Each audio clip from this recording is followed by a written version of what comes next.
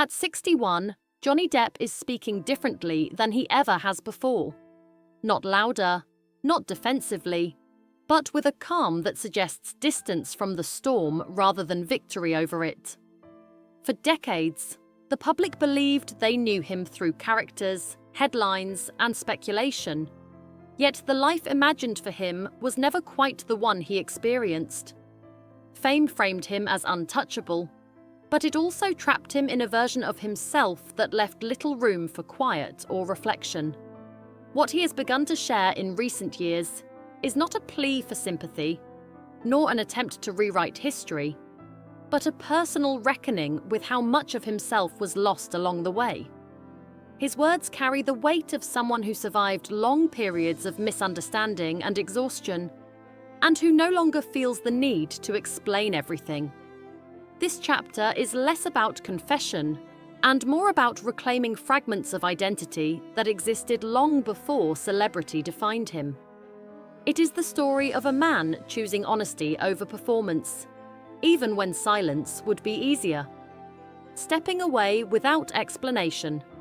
In 2023, Johnny Depp quietly stepped away from the center of Hollywood life in a manner that surprised nearly everyone. There were no farewell interviews, no symbolic final appearances, and no statements crafted for public reassurance. One moment, he was a familiar presence within the industry, and then he was simply absent. Reports later placed him in Somerset, England, far from studio lots and red carpets, living a life deliberately stripped of spectacle. For months, there were no confirmed sightings, no promotional appearances, and no effort to remain visible. This disappearance was not theatrical. It was intentional. In a brief local conversation, he later suggested that the move was about peace rather than secrecy, about recalibrating rather than retreating. After years spent under relentless scrutiny, the absence of attention felt restorative.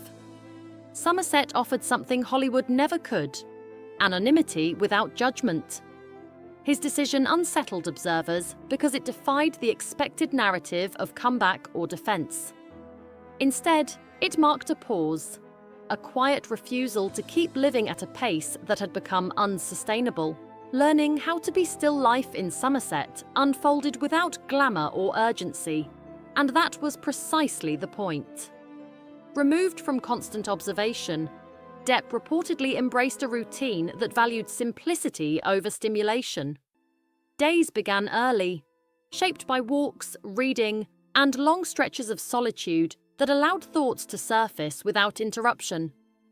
Those familiar with him during this period described a man conserving energy rather than spending it, someone listening more than speaking. The countryside did not erase the past, but it created space where memory could exist without pressure. Silence, once feared, became a companion instead of a threat. This was not an escape from responsibility or creativity, but a return to ordinary rhythms long denied by fame.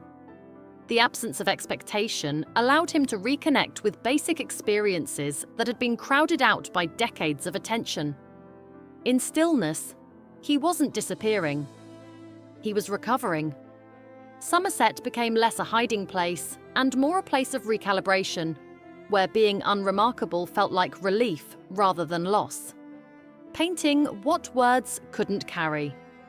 Away from cameras and commentary, visual art emerged as a primary outlet for emotions that interviews never captured. Painting, long present in the background of Depp's life, moved to the forefront as a means of expression that didn't demand explanation. The works created during this period leaned inward rather than outward, favoring mood, fragmentation, and restraint over spectacle. When his collection later appeared publicly, viewers encountered pieces that felt introspective rather than performative. Critics and collectors responded not because of his name alone, but because the work carried emotional gravity.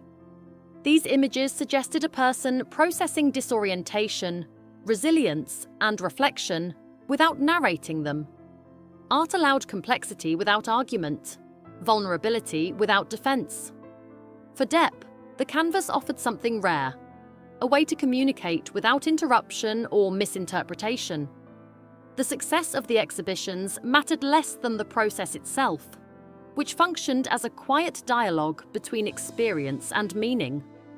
Painting became less about being seen and more about seeing himself clearly again. Music as a familiar anchor music, his earliest creative language, eventually resurfaced as another form of grounding. Rejoining longtime collaborators, Depp approached performance with a noticeably different energy, one rooted in presence rather than escape. Observers noted a shift in how he occupied the stage, favoring restraint over intensity, connection over display.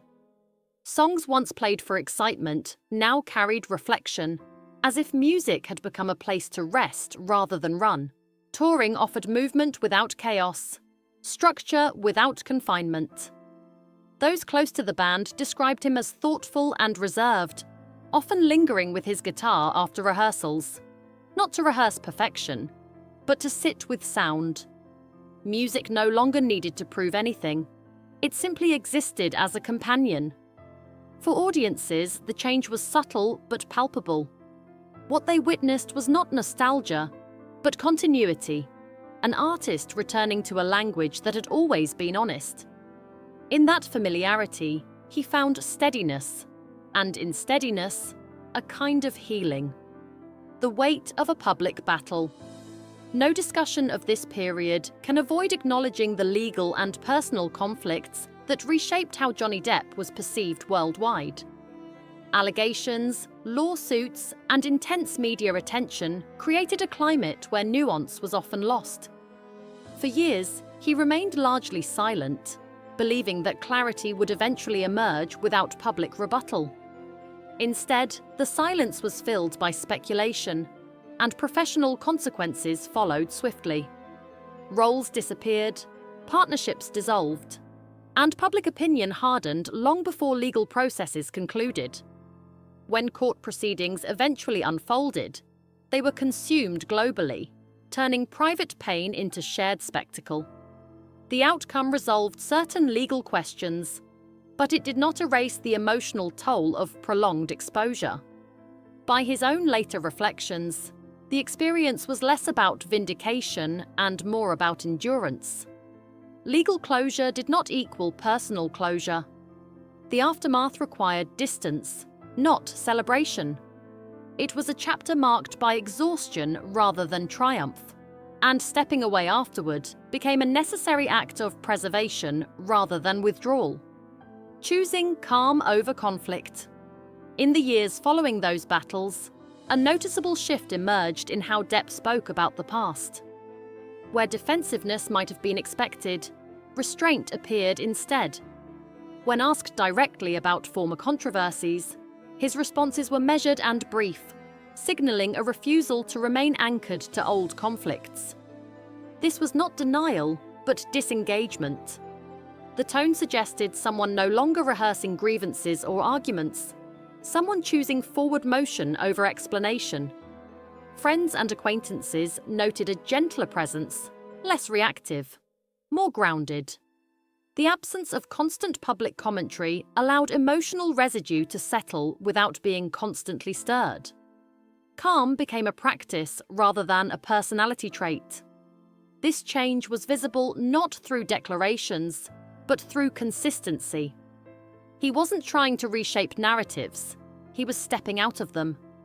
The decision to stop feeding conflict marked a turning point, where peace became more valuable than persuasion. Letting go didn't rewrite the past, but it loosened its hold on the present. Returning only if it matters. When Depp eventually reappeared in public creative spaces, it was with deliberate selectivity. Film roles were approached not as redemption arcs, but as opportunities for meaning. Appearances were rare, intentional, and free from grand statements. When audiences responded warmly, the reaction felt less like a comeback and more like recognition of survival.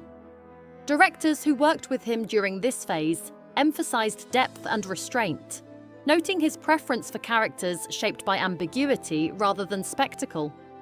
The work reflected a man uninterested in reclaiming former status, focused instead on alignment between role and reality. There was no rush, no hunger for dominance within the industry.